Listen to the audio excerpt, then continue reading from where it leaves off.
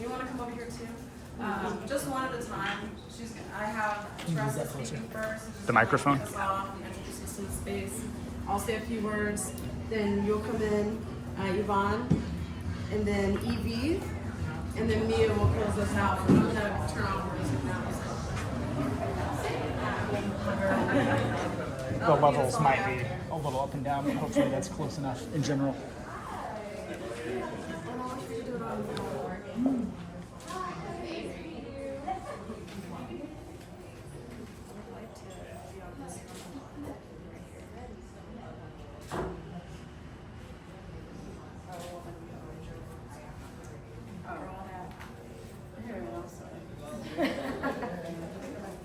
Get this Instagram link and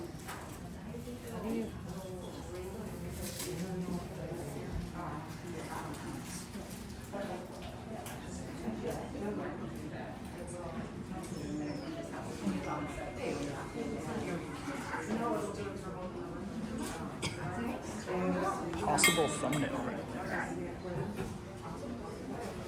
And you let us know when you're ready to set it up, and then you can add us as collaborators so we don't both have them going, and then there's that interference that might happen. Thanks everybody for being here though. Thanks for showing up. Thank you. I know it's beautiful and there's a lot going on, but this will be a good way to start. And I was going to say that if everybody could hold like a Justice for Hakiym sign, that would probably be really good for people that don't know. Yeah, the banners are.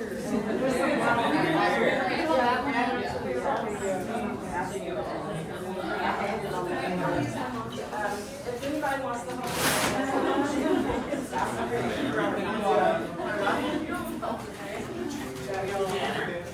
Let's hold this one up. Let's hold this. Well, I think we can hold multiple.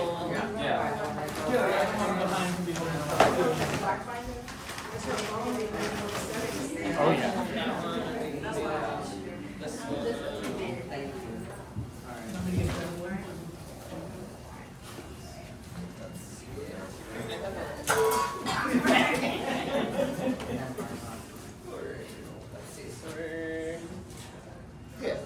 Yeah, if I can't read it, that means they can read it. That's how that works, right? Oh, yeah, okay, this is correct.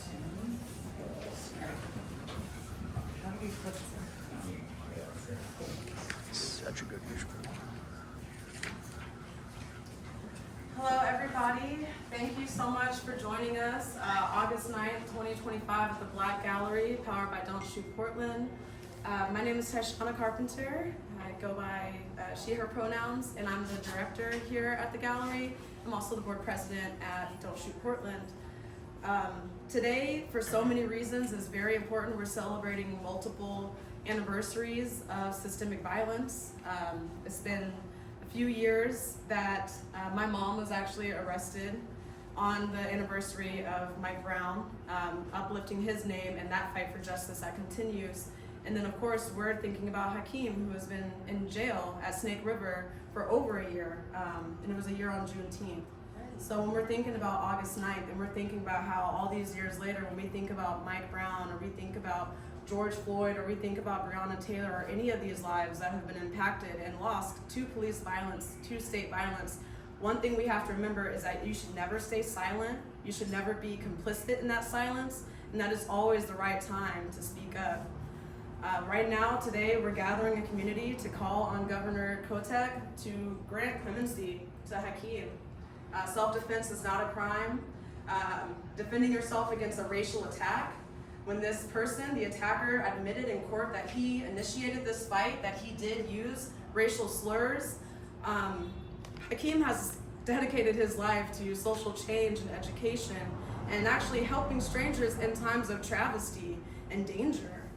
The fact that he is sitting on a 6-year sentence for a fight, a scuffle, where the person actually walked away and is living freely today, that's an injustice and it has to be righted. So we're asking for exoneration, not incarceration, and we want Hakiym free. Thank you for being here. Again, my name is Taishana. I'm honored to be in this space with you all and to see y'all showing up. And I want to invite Teresa Rayford to speak as well. And then we have folks from the Oregon Remembrance Project in ACLU Oregon and the Wildland Firefighters talking as well. Thank you.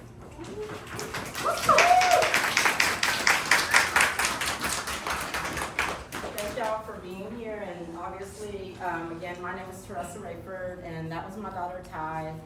Thank you for commemorating the August 9th death of Mike Brown today.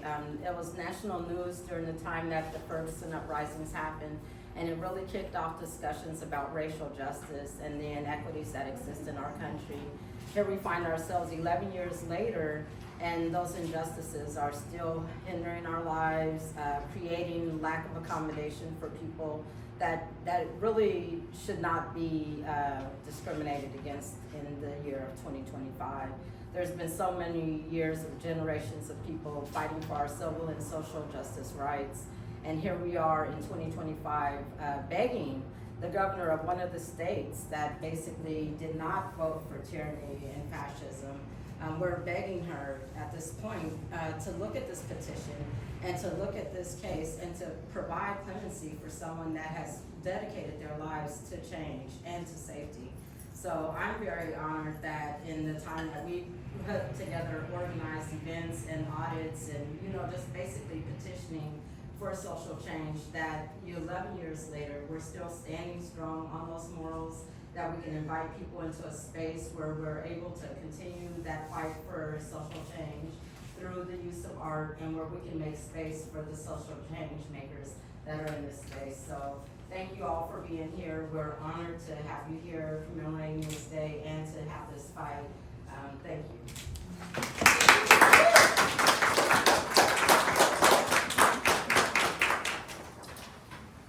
Hello everyone, my name is Taylor Stewart. I'm the Executive Director of the Oregon Remembrance Project. I help communities with truth and reconciliation projects around repairing historical injustice. We operate projects in Coos Bay, Grants Pass, Ashland, Oregon City, LeGrand, and Pendleton, covering Oregon's history of lynching, sundown towns, Black exclusionary law, and KKK activity. I first heard about Hakiym's story earlier this year through my partners in Grants Pass and Ashland. Considering that this incident took place in one of my project communities, I took this injustice personally. My work seeks to connect historical racism to its present-day legacies in order to inspire contemporary racial justice action. Because sadly, we are not as far removed from history as we would like to think. From its founding, Oregon was known as a place inhospitable to African Americans. When Hakiym told his family that he was planning to work for Grayback, his family told him, don't go to Oregon. When Hakiym told his friends in Los Angeles that he was planning to work for Grayback, his family told him, don't go to Oregon. Hakiym told them both the same thing. What's the worst that could happen? Following the end of the Civil War and Black emancipation, plantation owners conceived of a way to return Black laborers to a state of slavery thanks to a clause in the 13th Amendment that prohibited involuntary servitude, quote, except for punishment of a crime. Southern lawmakers passed a series of laws meant to criminalize ordinary Black behavior into criminal offenses. These became known as Black Codes, and Southern states would then lease Black prisoners back to plantation owners as involuntary servants. This became known as convict leasing. Today, businesses use prison labor to subsidize their costs as well. While incarcerated, Hakiym works as a telemarketer for a private company selling vending machines. Despite working the hours of a full-time job, Hakiym makes $2 a day because federal minimum wage does not apply to prison labor. The Equal Justice Initiative has documented nearly 6,400 lynchings of African Americans between the years of 1865 to 1950.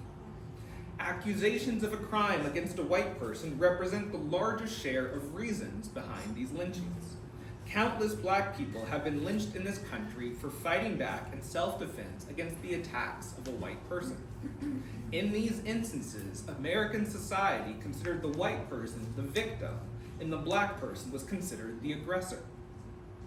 During World War II, the black paratrooping group, the Triple Nickels, fought wildfires in southern and eastern Oregon. Despite their contributions to protecting these communities as service members of the U.S. military, the Triple Nickels still faced discrimination while they were in Oregon. Today, a black wildland firefighter is just as susceptible to discrimination in Josephine County as the Triple Nickels were over 70 years ago. In 1998, Jesse Johnson, a black man, was arrested for capital murder in Salem, Oregon.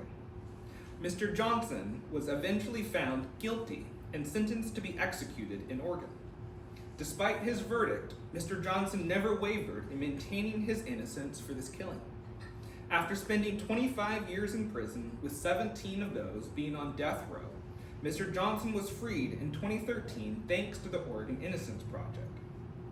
Just like Mr. Johnson, Hakiym refused plea deal after plea deal, believing that the truth would set him free. Instead, the machinations of an unjust system kept him shackled. Sadly, Hakiym's story is not unique or isolated. It is a representation of endemic racism in a larger system. It is an indictment on a system that treats you better if you are rich and guilty than if you are poor and innocent. It is the continuation of a history that systematizes the subordination and degradation of black freedom. I've had the opportunity to get to know Hakiym over the last few months. We've become friends, we message frequently, and I've gone to visit him on multiple occasions. Upon his release, I have offered Hakiym employment at the Oregon Remembrance Project as the new Justice Development Director. Hakiym will add more artistic expression to our storytelling portfolio, utilize his story to add greater voice to those who have been historically harmed in Oregon, educate about the evolution of racial inequality in Oregon's criminal justice system, and cultivate more leadership for black people in ORP communities. I believe that there are 3 R words within this idea of reconciliation. Remembrance, understanding the harm that was caused. Repair, putting an end to the harm as it continues. And redemption, creating good from a story of harm. Reconciliation can bring peace to this history. It can liberate us from cycles of injustice. It can turn Hakiym's pain into power. Earlier this year, Hakiym sent me the following poem. It is titled Reward in Process, R.I.P. Tears write sorrows on my cheeks. The freedom of tomorrow is what I seek. My pen weeps PTSD, post-traumatic slave disorder, longing to be free. Feelings of being invisible, incomprehensible situations. Social political lynching, reminiscent of physical enslavement. 13th Amendment, so-called justification of incarceration. The prison, the plantation, increasing my patience.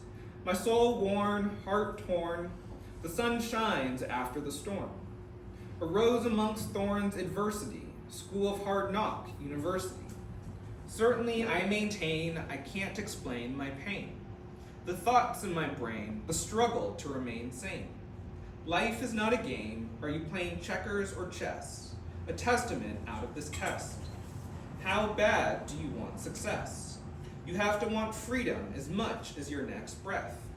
I've died before death. R.I.P., a reward in process. Soon, soon, art of war, what does the daughter of the night have in store? My soul weeps, guided by the sister of sleep, conductor of my soul, black rose. I suppose I'm not alone on this road home. Love never dies, voices rise, the tears from my eyes. Drops in the ocean, creating tides. Who am I to define the system? You don't have to go to jail to be in prison. Who will listen to one abandoned in surrender? I remember why I died before death. A reward in process. A message out of this mess. Depth. Tears write sorrows upon my cheeks. For those with eyes to see, a spirit longing to be free. Thank you.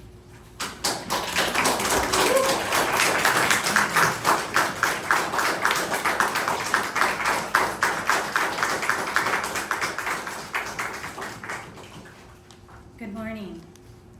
My name is Yvonne Garcia. I use she, her pronouns, and I am the Deputy Director at the ACLU of Oregon. The ACLU of Oregon is a nonpartisan, nonprofit organization dedicated to defending and advancing democracy, civil liberties, and civil rights with more than 48,000 members and donor supporters in the statewide. Thank you to Don't Shoot Portland for holding this important event to educate the community about Brian Hakiym Simpson. Mass incarceration in Oregon and across the U.S. continues to be a moral failing and racial justice crisis.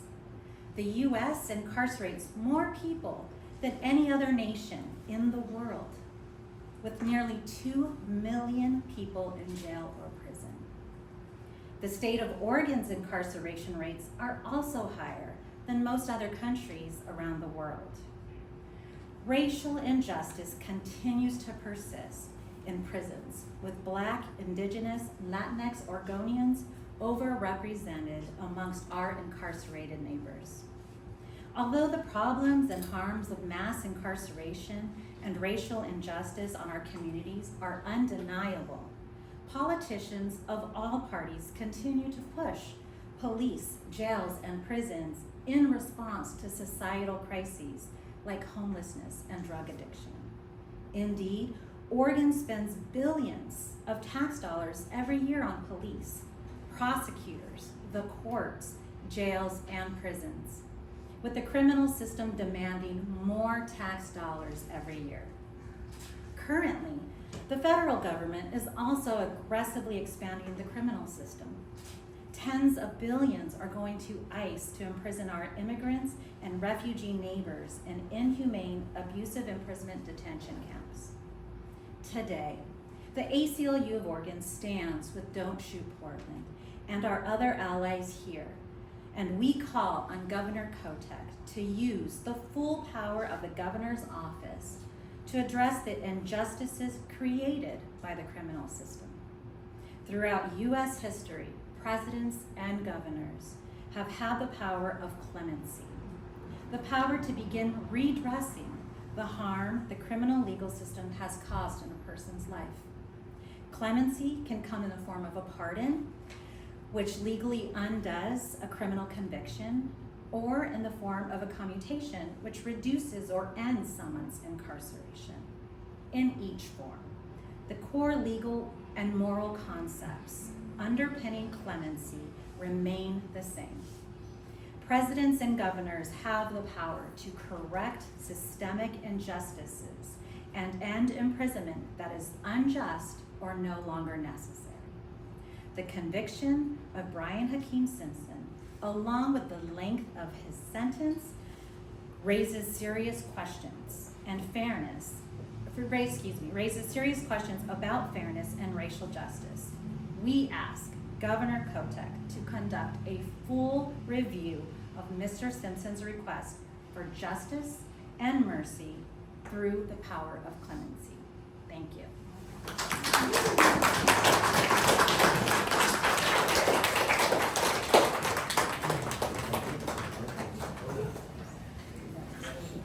If EP would like to speak on behalf of, yeah, and y'all come up, please.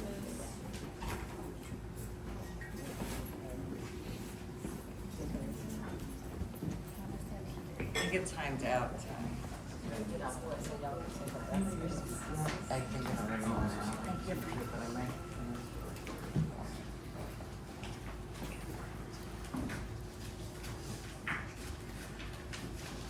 Cool. Hi everybody, and thank you all for being here to support Hakiym, our friend and comrade in his struggle for freedom. My name's Ag, and I've been a wildland firefighter in Oregon for over 5 years now, and I'm here with many of my other fellow firefighters in unwavering solidarity to say, free Hakiym. As this world continues to burn in an inferno of capitalist manufactured climate disasters, imperialist and colonial genocide, rampant fascism, all of which are racialized in the ways that they mark out the most vulnerable in our communities for confinement and death. Our struggles must not be separate, for the systems that oppress us are not. Despite the ways in which firefighters are treated as self-sacrificing and heroic saviors of lives and property, I want to paint a kind of bleaker portrait today. Ours is an industry that's founded on the settler colonial legacies of the genocide of indigenous peoples and ecocides and the scorched earth that decimate not only people but the lands that they stewarded, leaving fire-prone timber plantations in their wake that lead to the climate disasters that we fight.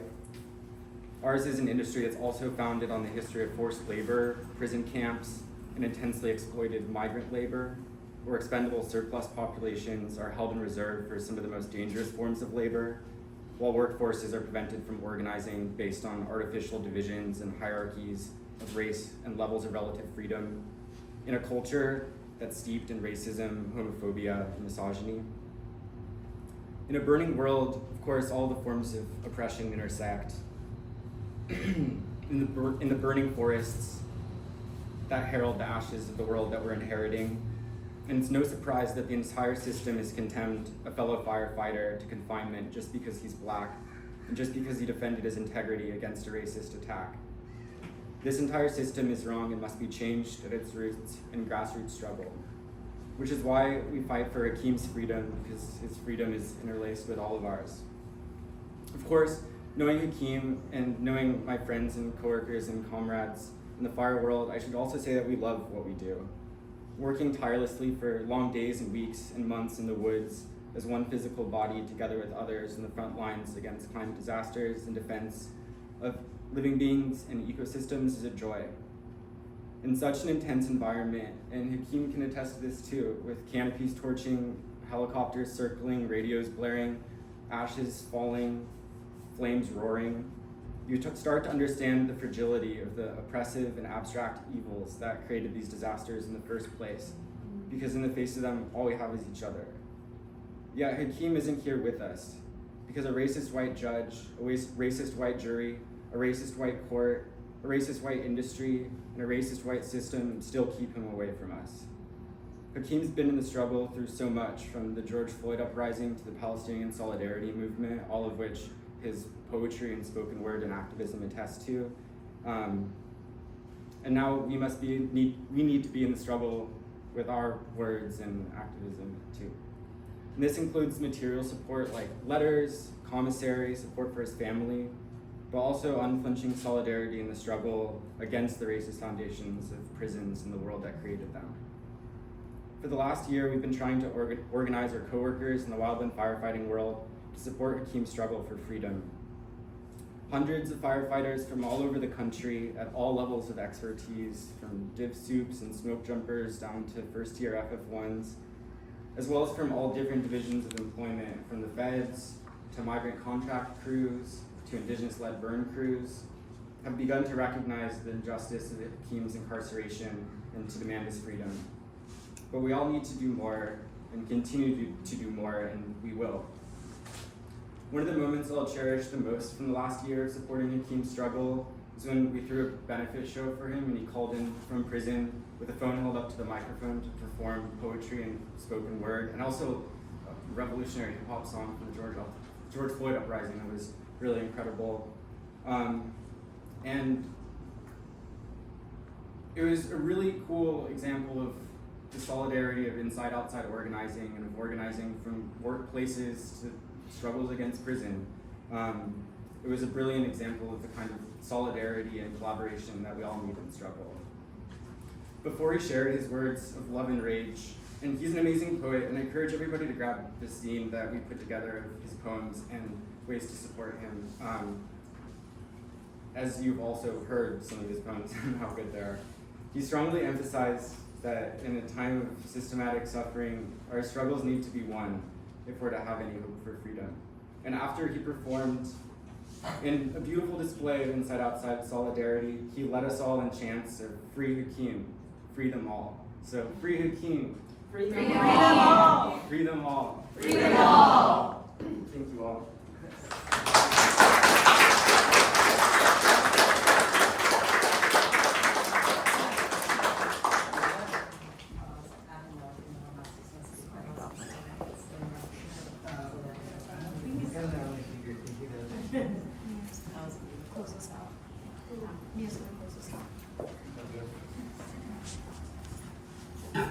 Hi, I just wanted to thank all of you for coming, for Don't Shoot PDX, Ray Sentai, and the Black Gallery for hosting this. It's such a wonderful time to have everybody that we've seen working on this come together. There's a lot of people who have been supporting who are unable to be here, and there's a lot more supporters we're looking to have. We're looking for you to sign the petition, to follow us on Justice for Hakiym at Instagram, where we have a link tree with all of the information, including links to Hakiym's spoken word and music. We would like you to continue to be persistent and perseverant and get the word out and really come back and look for updates. We'd like you to sign the petition, but we'd like to hear from you and really share the story, and continued support would be great. We have so many wonderful people here who came together and continue to do so and who have been here from the beginning. I can't thank you enough. Hakiym would be so grateful to be here right now and to see all of this, but we got to continue to work. So thank you so much.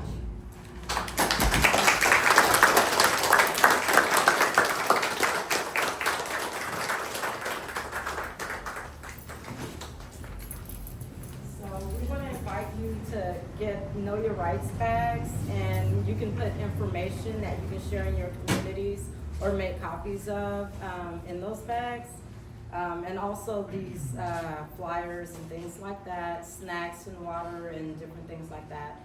And I believe that the gallery will be open today for Justice for Hakiym, and we'll also be at the Amplify PDX event at Open Signal, tabling and getting the petition out. So if anyone took pictures today or video, please continue to add the link to the petition in there and the call for action. Thank you so much.